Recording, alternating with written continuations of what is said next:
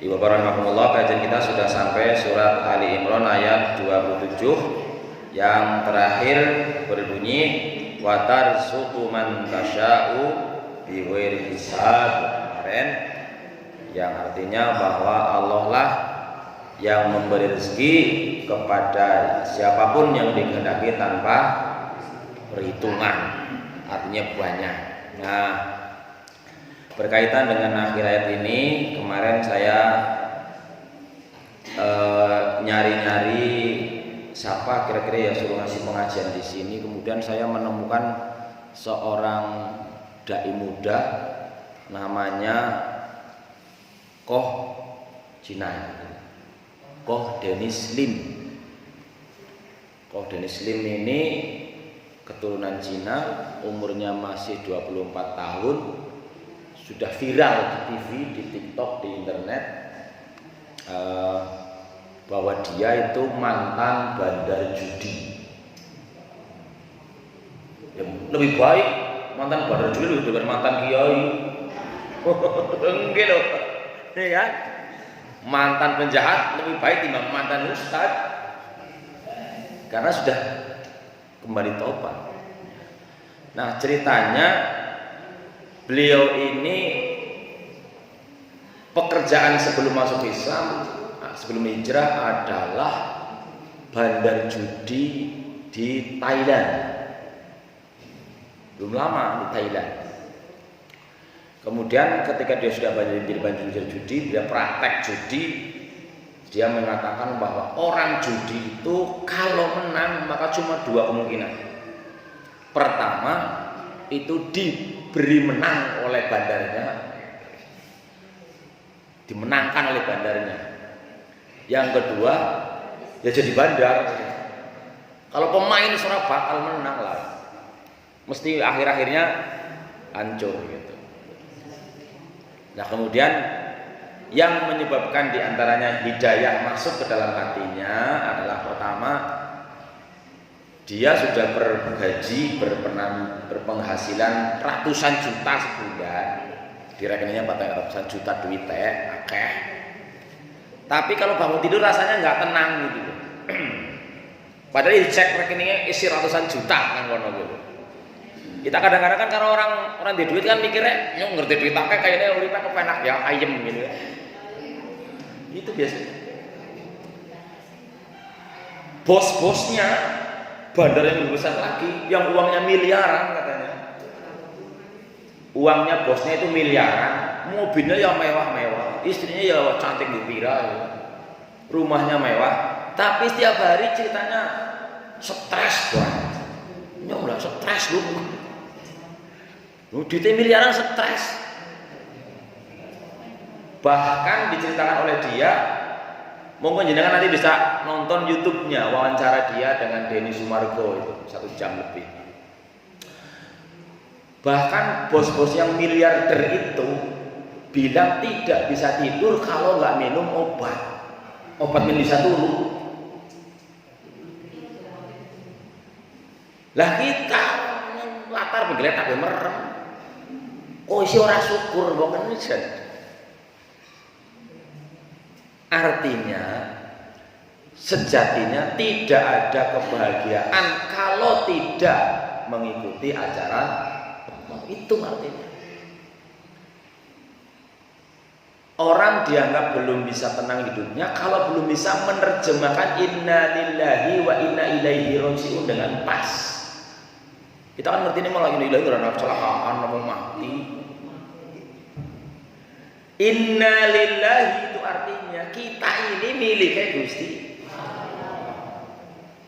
Artinya badan kita, jiwa kita, apapun yang dalam diri kita, entah itu anak, keluarga, harta benda, kesehatan, semuanya miliknya Allah. Artinya terserah Allah.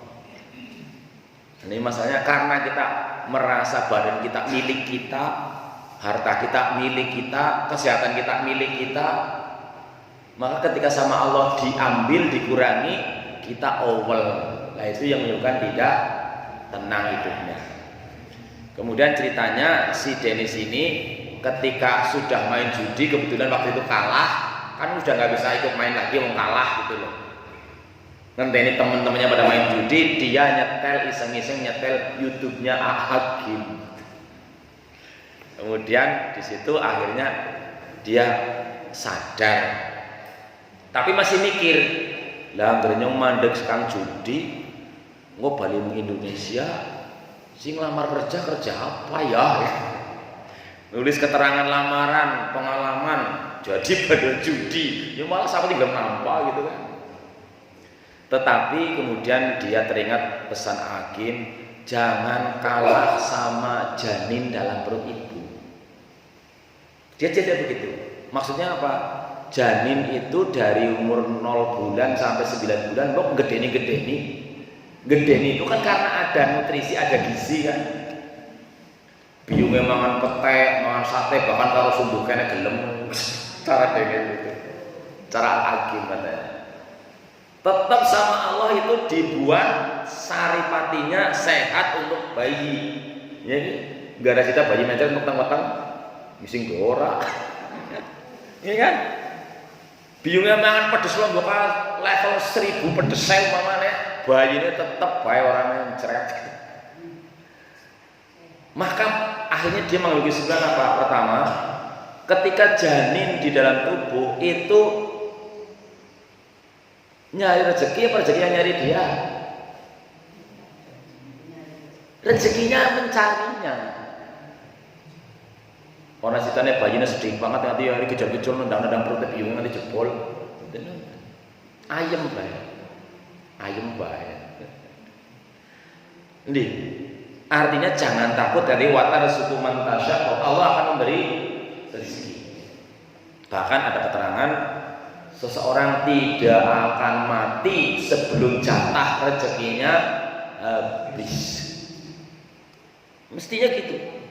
Tapi satu hal yang perlu dicatat bahwa bayi itu bahkan anak kecil gampangannya sudah lahir di dunia. Kalau misalnya masih umur 0 bulan, 0 tahun, cuman modalnya oek tok. Nggih, Pak. Modalnya oek, rezekine marani. Nggih no modal. Ora sita anu bayine lapar terus ngoser-ngoser nanti ketemu biunge. Lah kayak gini nopo? Masalahnya semakin sebuah makhluk bergantung kepada Allah, maka semakin besar pemberian Allah kepada makhluk. Itu rumus yang harus dipegang. Bayi dalam perut kan tawakalnya penuh, pasrah total kepada Gusti Allah. Maka akhirnya Allah datangkan rezekinya. Bayi yang masih kecil yang belum bisa berjalan, tawakalnya penuh, cuman modal oek tok. Masalahnya kita itu bareng bisa diberi kemampuan oleh Allah, kadang-kadang lupa dengan itu. Contoh, ketika seorang bayi masih kecil sedang belajar berangkang, kedongsok-dongsoknya kapok nggak? Pernah ngeluh nggak? Angeng, bangangnya angeng, ngeluh betul? Boten. Bayi belajar ngadeg, boro-boro kedabrok tiba, ngeluh boten. Nyerah boten. Boten. Karena sepenuhnya bergantung kepada Allah. Ning barang bisa ngomong, angel malah angel. Nah niku. Ora percaya Gusti Allah, ora diwarai. Nggih. Angel malah. Mani tambah boboh. Ini makna bahwa kita harus bisa menerjemahkan bahwa Allah akan memberi rezeki. Ning kita disuruh jangan gampang pasrah menyerah maksudnya. Karena Allah menjamin wa may yatawakkal Allah fa huwa hasbuh. Jaminan itu. Siapa yang bisa bertawakal? Lu tawakal kayak apa? Kayak bayi. Soalnya kayak bayi ini. Tanpa mengeluh, tetap berusaha, percaya kepada Allah sepenuhnya, pasti sama Allah dicukupi. Artinya kalau kita kok merasa belum dicukupi, belum cukup baik, berarti kita belum bisa bertawakal. Itu Nah, kemudian si Dennis itu setelah dia insaf, dia langsung beli tiket pulang ke Indonesia, terus ngaji di tempat Agim itu. Sekarang jadi ustaz. Kemarin saya WA dia, Assalamualaikum Ustadz Dennis, saya imam masjid di kampung di pinggiran Cilacap, mohon kiranya antum bisa ngisi tausiah di masjid kami kalau bisa sebelum Ramadan. Ternyata langsung dibalas gitu. Saya pikir kan kalau orang sudah terkenal kadang-kadang mungkin mandan jual mahal atau apa ya gitu kan, apa pakai manajer atau bagaimana, langsung dibalas. Waalaikumsalam, maaf Ustadz, kalau dari sekarang Februari sampai menjelang Ramadan jadwal saya sudah penuh di Jabodetabek. Paling kalau mungkin harus keluar kota paling setelah Lebaran. Kita Dennis itu. Yang ternyata Al-Azhar juga kepengen ngundang. Kemudian karena dia akhirnya jadi anak soleh, bahkan selalu belajarnya dengan gurunya, diantaranya di Bogor selalu penamanya itu ketika belajar itu di gurunya ngajak, ayo ke rumah, nginep di rumah saya, jam 2 diajak bangun tahajud sampai berjam-jam, pegel nanti laswe. Nah kemudian istrinya juga kadernya Agim. Istrinya itu cerita, dulunya dia dari kecil sudah Islam ya, tapi belum kafah seperti kita lah, masih denglang-denggong, masih kadang-kadang nggak yakin dengan Islamnya gitu. Kita kan kadang-kadang begitu kan, kayak apa ya apa orang gitu. Nah istrinya hijrah itu ketika suatu hari, ini mudah-mudahan menjadi pelajaran buat kita, ketika suatu hari sahabatnya anak perempuan umurnya sudah di atas 18-an, sahabatnya ini meriang 2 bulan sampai akhirnya meninggal. Cuma ketika sebelum meninggal, ini temennya ini 2 jam sebelumnya ditungguin sama istrinya Dennis, waktu itu belum jadi istrinya waktu itu. Itu temennya katanya 2 jam sebelum meninggal mulutnya sudah pelo. Pelo artinya ngomongnya udah nggak jelas, tapi masih bisa dimengerti maksudnya. Pertama dia cerita, dia melihat ada sosok yang akan masuk kamar di rumah sakit, mungkin malaikat ya. Jadi si istrinya Dennis namanya Yunda itu memahami bahwa dia cerita ngomong ada yang mau masuk kamar rumah sakit. Lalu setelah masuk juga dia ngomong lagi sudah masuk. Dan beberapa menit sebelum dia meninggal mengembuskan nafas terakhir, dia seperti ingin cerita. Kau harus ngomong apa? Nggak bisa ngomong, cuman air matanya menangis.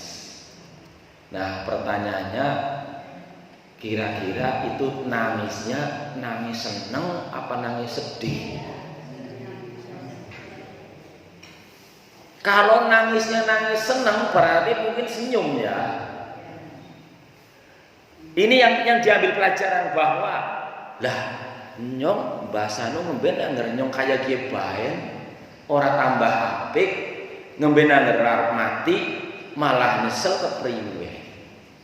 Karena seperti pernah saya ceritakan, orang yang mau mati itu diperlihatkan apa yang akan diperoleh sesudah mati, ya kan? Ingat kisahnya sahabat Nabi yang bernama Sya'ban? Asem ngerti ya sililuyado ketika mau mati. Ingat ya? Asem ngerti ya si kabean.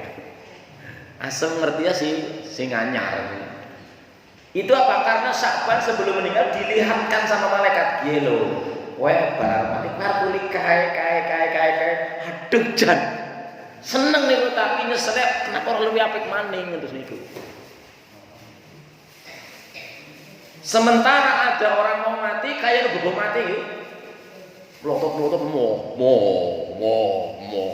kae web bar mati arep kuli kae mo ya mati bae sengsara banget Mbak. Berarti orang sekarat ada dua macam itu. Yang satu senang karena didengi arep kuli apa, yang satu menyesal kenapa dulu tidak memanfaatkan kesempatan yang ada. Makanya Rasulullah mengatakan al-ahyasu man aktharuhum dzikran lil maut wa aktharuhum istiqdadan lima ba'dahu. Wong sing paling pinter kudu dokter, kudu profesor, kudu sarjana. Tapi wong sing paling sering kemutan arep mati njur persiapan, paling banyak persiapannya. Mestinya kudune ya asem jan aduh mau wis melek-melek dadaja Allah ora menyat jarku dalamane wis jam 3 sing mendhen suwe-subuh ngerti-ngerti kok as-salatu khairum minan naum. Astagfirullahaladzim. Jar kula iki kesel kan madang jenang gawe apa masuk jam setengah gangsal. Awen jam alarm jam 3 lho, biasanya mulai jam 3 tapi pertama mboten liwat. Nomor loro subuhe jam setengah gangsal kirang, ujarku ya sekolah jam-jam 4 menyat. Kali ngene bablas. Astagfirullahaladzim. Mudah-mudahan ini menjadi sebuah cerita, menjadi sebuah pelajaran bahwa ya ini tidak bisa dibuktikan kecuali kita alami sendiri. Ngerti omongnya ya orang percaya mana jajan mati di sini. Tidak ada bisa dicarakan seperti apa. Tapi kita yakin bahwa kita kalau sholat baca Allahumma inni a'udzubika min adzabi jahannam min adzabil qabri, berarti di kuburan ada siksa, ada nikmat. Jangan apa iya lah, jadi kan nyatanya nang kuburan pada ayam yang baik. Ayam yang baik kuburan orang sing pada dual-dual menyata itu. Ya memang sudah beda alamnya. Bahkan saya pernah mendengar bahwa semua makhluk selain jin dan manusia ya pun masalah. Makanya kita manusia sih itu bisa merasakan, bisa mendengar, bisa mengerti, memahami, merasakan betapa dahsyatnya azab kubur. Karena kadang-kadang ada pitik-pitik, ih mana sisa kubur apa? Ini pelajaran yang diambil oleh istrinya Dennis, sehingga sekarang dia pakai hijab, bahkan rapat, gitu ya. Masih muda sekali loh belum punya anak. Tapi beliau sudah rajin diundang di televisi. Mudah-mudahan suatu saat bisa diundang oleh Al-Azhar. Karena saya mungkin mengabari dia, Ustadz A.A. Deda, adanya Agim pernah ngisi tempat saya. Karena kan dia alumni sana ya mungkin ada respect lah sehingga langsung merespon. Tapi kemudian Baung dipesan bae Mas bersilaturahim langsung gawe karo Al-Azhar. Cuman kita belum menentukan tanggal. Ya mudah-mudahan nanti kalau kita belum sempat menghadirkan Ustaz menjelang Ramadan, ya mudah-mudahan setelah Ramadan lah, artinya kita mudah-mudahan diberikan keleluasaan untuk mendapatkan pengalaman lewat manapun, mendapatkan ilmu lewat manapun. Dan kan dalam agama Islam itu al-alimu shaghirun wa in kana hadasan al-alimu kabirun wa in kana hadasan wal jahilu shaghirun wa in kana syaikhan. Angger wong alim akeh ilmune kuwi wis dianggap tua meskipun isih enom. Ning ngger wong bodho wis kaki ya dianggap bae isih cilik terus. Makanya kita belajar dari manapun, kita menghargai orang-orang yang memang diberikan ilmu oleh Allah Subhanahu wa taala, dan ilham ataupun ilmu Allah bisa datang lewat mana saja. Kita lanjutkan ke dalam surat Ali Imran ayat 28. Monggo dibuka. Tawa sareng-sareng a'udzu billahi minasyaitonir rajim.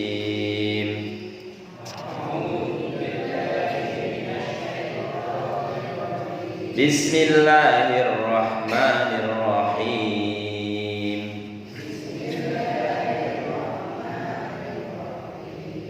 La yattakhidhil mu'minuna al-kafirina awliya'a min dunil mu'minin.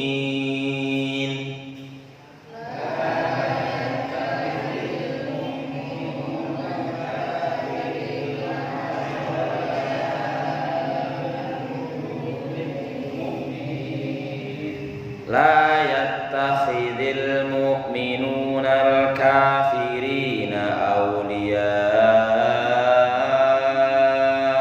min dunil mu'minin.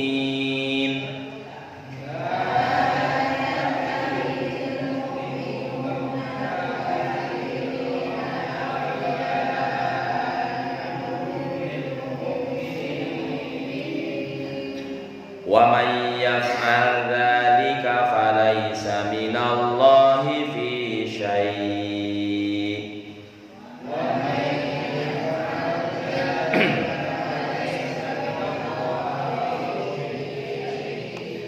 Wa may yaf'al dzalika falaysa minallahi fi syai'.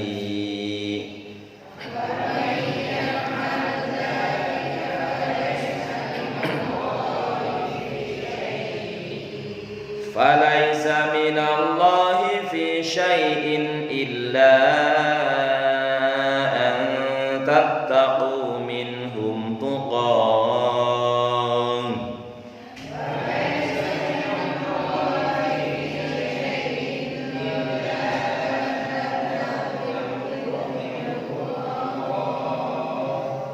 Tak marbutoh matine dados suara ha sanes ha kan benten ya, seperti sholat hayya 'alas shalah bukan hayya 'alas sholah. Nah, itu beda. Falaysa minallahi fi syai'in illa an tattaqu minhum tuqan.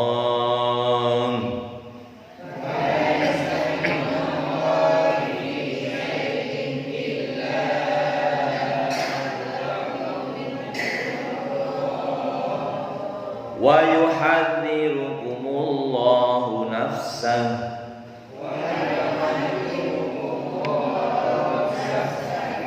Wa yuhadzirukumullahu nafsah.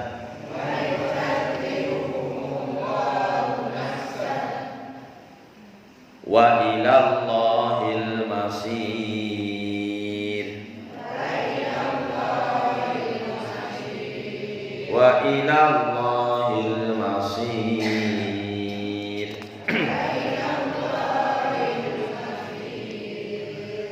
Qul in tukhfu ma fi sudurikum aw tubduhu ya'lamhu Allah.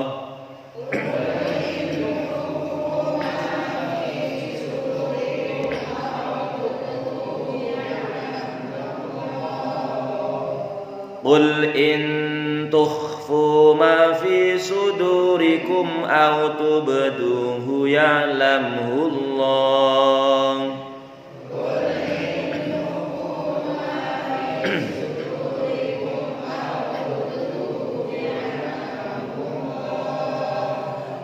Wa ya'lamu ma fis samawati wa ma fil ardh.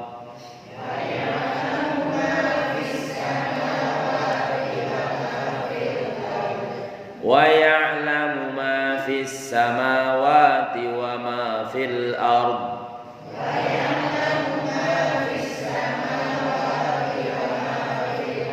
Wallahu ala kulli syai'in qadir.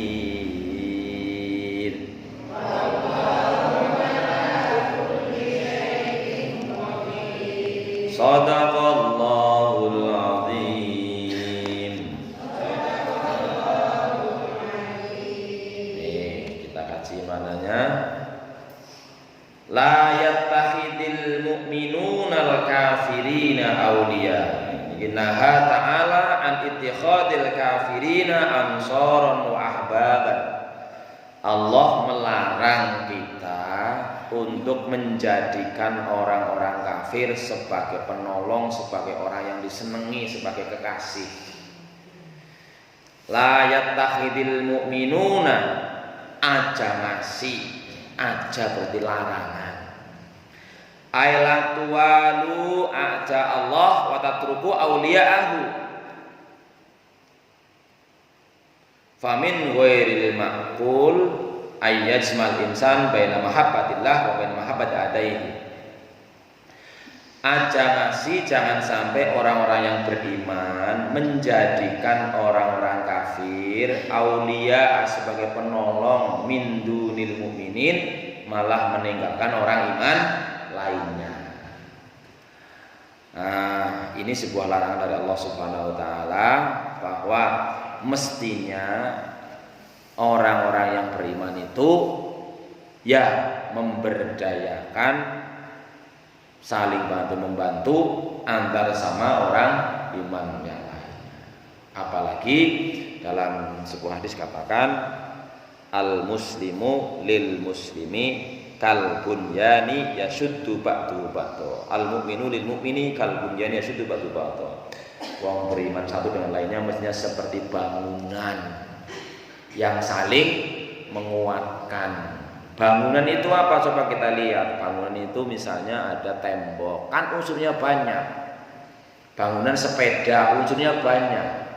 Bangunan tembok ada pasir, ada semen, ada air, ada batu, ada bata.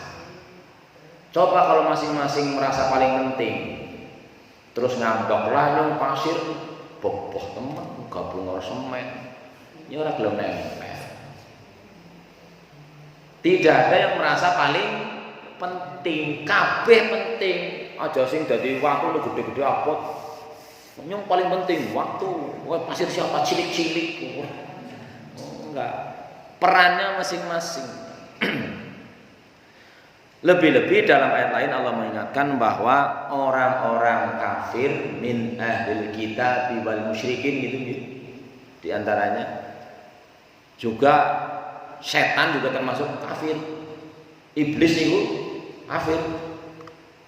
Kan dalam surat Al-Baqarah dulu disebutkan ketika Adam disuruh ketika para malaikat dan ada di situ ada iblis disuruh bersujud kepada Adam, maka iblis aba wastakbara wa kana minal kafirin.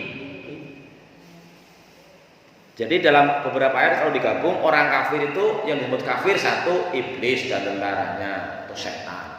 Yang kedua orang non muslim, Yahudi dan Nasrani. Orang musyrikin berarti lain itu semuanya. Bahkan kalau orang Islam kok masih orang iman masih menggunakan itu melanggar ayat ini, kategorinya munafik.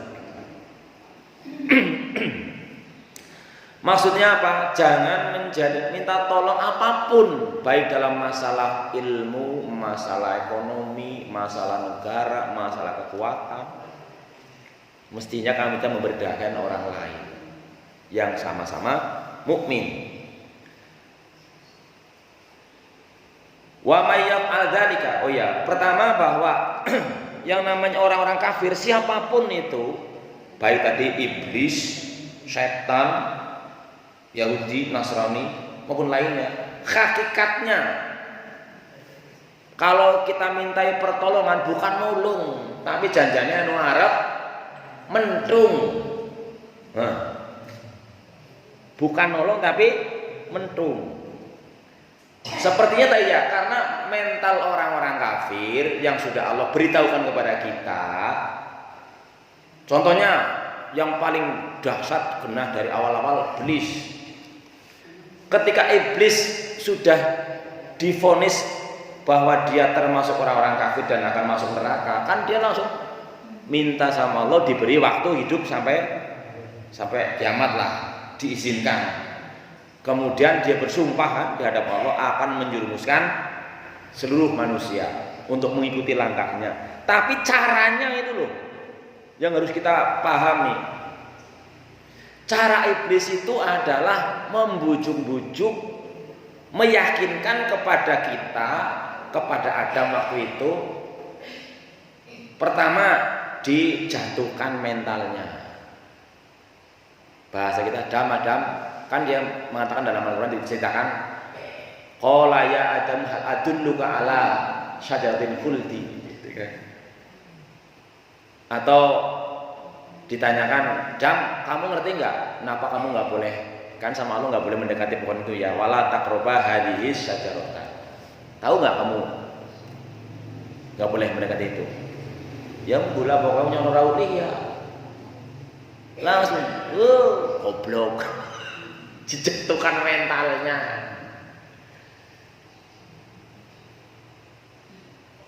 Kemudian dibujuk-bujuk, ya hanya sih awe nasihat. Diyakinkan bahwa si jenenge wong awe nasihat kan wong main. Artinya iblis itu menda-menda meskipun sudah diingatkan sama Allah, Adam kowe aja ngasih ke melu bocahku, melu makhluk iki ora jerusen kowe, kelalen dilalai. Jadi intinya sampai akhirnya Adam dan Hawa sebagai lakon lah ya, sebagai lakon, jangan kita kemudian gara-gara kita nyelong gara-gara silah. Ya kan kita kemarin udah baca innaka ala kulli syai'in qadir. Kita nggak boleh menyalahkan Allah. Kan Allah sudah ngasih petunjuk. Berarti intinya tadi setelah Adam dan Hawa kemudian mengikuti, ya akhirnya ternyata kemudian itulah sebuah kesalahan besar. Tapi dia sempat bertobat dan menerima tobatnya. Nah kita ini diingatkan kembali, jangan sampai menjadikan orang-orang kafir sebagai penolong kita, sebagai teman kita yang kita kasih sebaik-baiknya kesempatan. Karena hakikatnya dipastikan mereka ujung-ujungnya bukan menolong tapi mentrong. Menolong mentrong, menulung mentrung. Itu karena Pak sudah klaim dari Al-Quran dikatakan dalam surat Al-Baqarah yang dulu sudah kita baca, walan tardo angkal yahudu walan nasoro hatta tattabi'a millatahum. Enggak akan pernah puas pastilah. Lah mantan kafir apa? Ya bagus, nggak masalah. Mantan kafir daripada mantan mukmin. Kalau sudah jadi mantan yang kafir ya jadi beriman berarti. Mantan yang Islam, mantan muslim, ya murtad, ya kafir gitu kan. Jadi kita sebelum mereka beriman ya tetap masih kafir. Wa may yaf'al dzalika, karena barang siapa yang melakukan hal yang demikian, falaisa minallahi fi syai' ay wa may yuwal kafrata falaisa min dinillahi fi syai', maka Allah tidak ada urusan, maka tidak akan mendapatkan bantuan apapun dari Allah Subhanahu wa taala. Ini tegas-tegas Allah katakan. Illa antataku fi minhum tuqah, kecuali kalau kamu memang takut dari mereka akan keganasan ancaman mereka misalnya. Itu secara itu pun hanya sekedar boleh secara lahiriah untuk menghindari ancaman mereka. Tetapi tidak boleh dengan keyakinan dengan hati. Pokoknya istilah DP, apa ya bukan DP, etok-etok lah. Etok-etok menunjukkan kita akrab, dekat. Karena makna wali itu artinya dekat. Dekat-dekat dengan artinya waliullah berarti orang yang dekat kepada Allah. Wali nikah yang dekat dengan si pengantin gitu. Yang terdekat ayahnya gitu. Ini. Wa yuhadzirukumullahu nafsah, dan Allah mengingatkan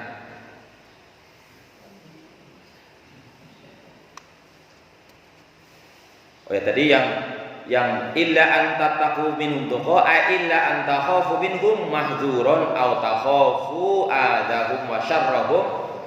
Ketika kamu memang kebetulan takut sekali akan ancaman mereka, akan bahaya yang mereka timpakan, fa adharu mulatahum bil lisan.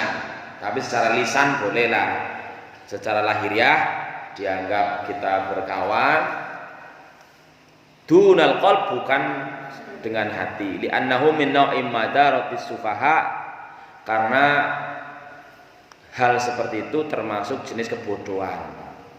Jadi istilahnya kita kan meyakini bahwa Allah maha kuat, maha perkasa. Berarti selain Allah itu lemah. Nah, kenapa kita meminta tolong sama yang lemah gitu.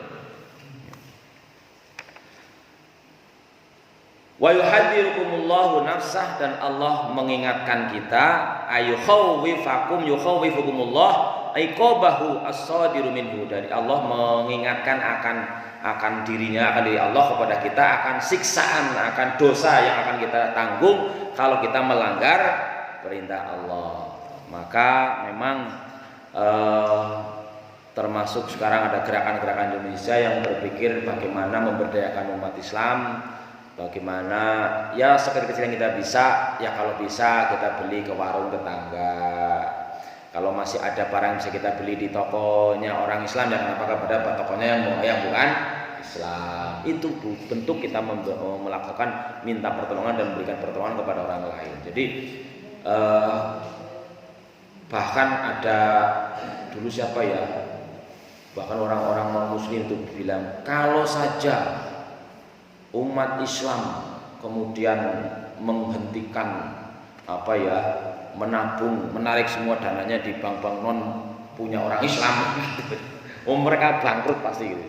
Cuman kadang-kadang kita kan nggak yakin kadang-kadang. Jadi prinsipnya dalam hal seperti ini adalah yang kecil-kecil yang bisa kita lakukan. Kalau masih ada barang yang kita beli dari orang Islam, ya berilah dari orang Islam, dari tokonya orang Islam. Kalau masih ada, kalau nggak ada kan sebenarnya kan terpaksa lah bahasanya gitu. Karena ini Allah mengingatkan akan dosa yang kita dapat kalau kita melanggar perintah ini. Masalahnya kan bahwa al-muslimu akhul muslim, orang Islam ya saudara orang Islam yang lainnya.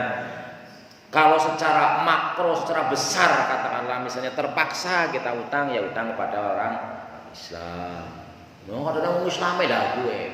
Apa Islam kayak gue kabeh. Nah, coba kita lihat secara makro, secara kenegaraan, ya kenapa tidak minjem? Kalau minjem terpaksa ya kepada negara Islam misal. Ini. Wa ilallahil masir, karena kepada Allah akan dikembalikan kita semuanya. Ini mungkin saya tidak bisa menjelaskan panjang lebar, tapi bisa kita nanti memperdalam dengan mengaji dari tokoh-tokoh, dari YouTube, dari berbagai sumber yang kaitannya kalian ya, bahwa yang jelas misalnya tahun 2024 besok ya, itu akan ada pilihan umum. Itu kadang-kadang kan ada seloroh, ada ungkapan daripada calon yang Islam tapi korupsi, yang mendingan sing itu Islam tapi orang korupsi misalnya gitu. Ya enggak lah, bagaimanapun apa yang enggak ada orang Islam sing orang korupsi, apa yang enggak ada orang sing tokoh sing luwih apik kayak gitu. Ini kadang-kadang kita memilih sederhana, malah kadang-kadang ada plesetan maju tak gentar membela yang benar, diplesetkan jadi maju tak gentar bela yang bayar. Siapa bosin bayar tak pilih loh. Orang mikir lebih aduh maning, ya kan? Ya, berpikirnya jarang, dan berpikir lebih jauh lagi. Itu termasuk dalam rangka mengamalkan ayat ini. Maka kan dulu ketika ada seorang calon gubernur yang mengatakan mesti kalian orang Islam, kalau surat Al-Maidah yang ramai dulu kan, ayatnya diantara jangan menjadikan orang kafir sebagai pemimpin atau sebagai penolong tadi. Dilomboni karo Quran, jare wong Islam dilomboni, kan masuk penjara, itu diprotes rame-rame. Nah, ini jangan sampai kita sebagai orang Islam tidak yakin dengan Islamnya. Karena banyak kalau kita masih orang bodoh, ya memang masih bodoh lah kalau kita akui, itu banyak sudah kita lihat orang-orang yang akhirnya dia bisa merasakan, bukan menyimpulkan, bisa merasakan bahwa tidak ada ajaran agama yang sebaik Islam. Itu kita masih bodoh lah, dalam arti belum bisa merasakan. Ngerti urung ngerti banget gitu loh. Belum bisa merasakan bahwa ajaran Islam itu paling baik, nggak ada yang lebih dari itu. Cuma sayangnya kayak tadi, ajaran baik ke Islam gue ketutup karo wong Islame. Jadi ini api kayak ora keton, kayak tumak ketutup piring, sing keton ya piringnya. Al Islamu ya'lu wala yu'lale. Pulangan Islam itu tidak ada yang lebih baik daripada itu. Jadi kalau kita bodoh-bodoh lah, jangan nulis bahwa fanatik, pokoknya tidak ada pulangan yang lebih baik timbang Islam. Bukan karena kita misalnya tidak menghargai orang lain, silakan. Kalau kepada orang lain ya silahkan, kamu yakin itu ya apa? Aku tahu, tetap aku yakin, meskipun nyongru ngerti itu. Gampangnya fanatiknya seperti itu. Kenapa mahjubun muslimin tertutup oleh orang Islam? Ya karena orang Islamnya tidak mengerti, belum mengerti. Maka tugas kita belajar untuk bisa mengerti lalu bisa mengamalkan. Hanya masalahnya kita sering banyak ngerti tapi bobong lakoni. Nah, itu karena tidak meyakini. Nah, ini mungkin kajian kita hanya sampai sini aja. Artinya ayat ini kita bahas demikian. Prinsipnya bahwa ya kita berusaha untuk melaksanakan perintah Allah, memahami ajaran-ajarannya, bahwa pastilah Allah sudah menyatakan wa ma kana Allahu dzulman lil 'abid, Allah tidak mungkin zalim kepada hambanya. Artinya kalau ada apapun yang kita rasakan belum pas, jangan nyalah-nyalahin Gusti Allah. Jangan menyalahkan innallaha ala kulli syai'in qadir. Mungkin demikian kajian kita hari ini. Ya, ada yang mau ditanyakan? Baru jam 7 kurang 5 menit. Hari ini kami kedatangan sukarelawan dari Prancis, itu namanya Mas Enzo. Itu umurnya baru 24 tahun. Yang bule itu nginep di sini, sukarelawan di Al Azhar untuk ya mempraktekkan bahasa Inggris. Mempraktekkan bahasa Inggris, ya bahasa dimanapun. Kalau kita membaca bahkan melihat informasi-informasi atau berita-berita, sekarang Islam justru paling cepat perkembangannya di Inggris dari Indonesia. Di Indonesia malah menurun, ya kan, jumlah umat Islam di Indonesia menurun, tapi di Inggris mulai naik. Mestinya kita sebagai orang Islam ya harusnya ya tadi fanatiknya sebagai orang ajaran sing lebih baik timbang Islam. Melebu nyuruh ngerti. Kenyataannya misalnya kalau yang bahkan kalau kita membaca, menonton video YouTube dan sebagainya, orang-orang yang pindah dari non-Islam menjadi Islam itu rata-rata adalah orang-orang yang pinter. Tapi sebaliknya anggaran wong Islam kok metu kang Islam gue rata-rata wong bodoh. Atau setidaknya bahwa memang hidayah miliknya Allah. Tetapi kebanyakan karena memang perintah pertama dalam Al-Qur'an Iqra, ya tadi akhirnya banyak ketika kemudian ternyata bahwa sumber ketenangan, sumber kebahagiaan, sumber kesuksesan itu ada dalam Islam. Jadi orang Islam harus bahagia, harus sukses. Anggaran wong Islam kok ora bahagia, ora sukses, berarti gue isi bodoh. Iya. Bahagia tenang itu orang mesti kaya ya. Buk tadi udah ceritakan bandar judi yang hartanya miliaran, mobilnya regane miliaran, puluh miliaran, ternyata uripe ora tenang. Itu kan. Jadi bahagia dan sukses itu tidak mesti kaya raya. Mungkin ya melarat tapi bahagia, enggak apa artinya kaya tapi sengsara. Ya karuan Mas Nek sing bisa ya sing kaya dan bahagia. Kan mesti. Karena masing-masing tadi bahwa kalau seperti bagaimana sebagai bangunan kan semuanya harus ada. Enggak mungkin semua orang jadi batu, enggak mungkin semua orang jadi permata. Belet ya kudu ana. Perkara jenengan arep milih dadi belet apa dadi pasir gitu ya monggo. Tapi kalau kita meyakini bahwa inna lillahi wa inna ilaihi rajiun, insyaallah kita bisa bahagia. Karena merasa bahwa semuanya hanya miliknya Allah, kita mau dititipin tok. Cuma dititipi. Sehingga jangan sampai merasakan wah mobilku hilang, sawahku enteng, sawah Gusti Allah. Ngaku-ngaku. Lah iya. Bahkan nyawa kita kan nyawa titipan Allah. Kalau diambil ya monggo gitu kan. Sehingga prakteknya jangan taruh di hati. Monggo. Jadi kalau kita bisa memahami, menghayati hakikat bahwa inna lillahi, kita itu miliknya Gusti Allah. Lillahi ma fis samawati wa fil ardi, nang bumi kabehan. Kowe. Sing nang langit kabeh kowe duweke Gusti Allah. Ya Allah. Allah jelas mengatakan lillahi ma fis samawati wal ardi, ya sudah. Wong milik Gusti Allah kabar dijiot ya ngono. Aja opel kan begitu. Duweke utut dioperli. Diselangi motornya, nyala motornya yuk yang ana arep pacar. Bareng kene motorku aja lah. Wong diselangi kok dijaluk ora uli. Jadi sederhana sebenarnya ajaran Allah bahwa kalau kita bisa merasakan ya. Kabeh duwe Gusti Allah itu kita insyaallah hidupnya enteng. Tapi juga ada pengetahuan wa ilaihi rajiun. karena akan balik kepada Allah, maka kita mempersiapkan mudah-mudahan kembalinya dalam kondisi paling baik, husnul khotimah. Amin ya rabbal alamin. Nggih, nek mboten wonten pertanyaan, kita cekap semanten rumiyin, mugi-mugi sanes bertel dipun sambung malih lan sepriki tasih kula nenggo pengumuman, dereng wonten pengumuman napa teng Gusti Allah diisini ajeng teng Mekah malih napa mboten. Nek mboten diizini nggih mboten napa-napa. Innallaha ala kulli syai'in qadir pun rampung.